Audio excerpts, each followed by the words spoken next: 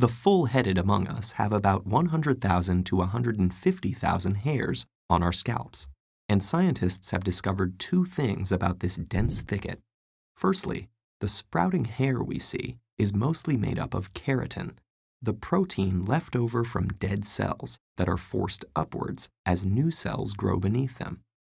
Secondly, the structures that drive hair growth are called hair follicles, a network of complex organs that forms before we're born and grows hair in an everlasting cycle. This cycle has three main phases. The first is ANAGEN, the growth phase, which up to 90% of your hair follicles are experiencing right now, causing them to push up hair at a rate of 1 centimeter per month. ANAGEN can last for 2 to 7 years, depending on your genes. After this productive period, signals within the skin instruct some follicles to enter a new phase known as CATAGEN, or the regressing stage, causing hair follicles to shrink to a fraction of their original length. CATAGEN lasts for about 2 to 3 weeks and cuts blood supply to the follicle, creating a club hair, meaning it's ready to be shed.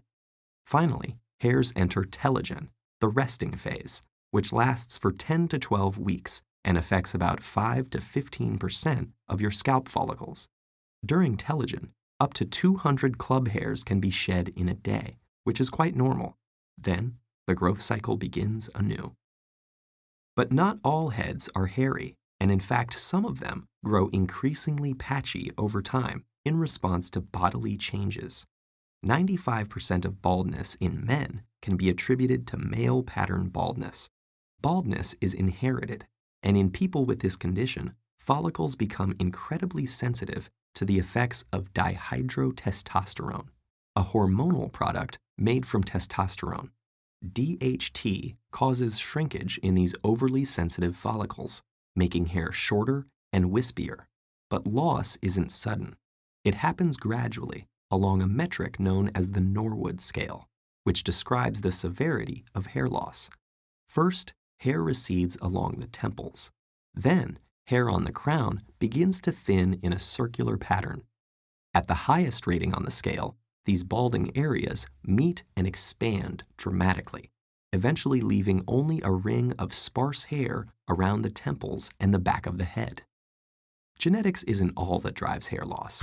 Long periods of stress can release signals that shock follicles and force them into the resting phase prematurely. Some women experience this after childbirth.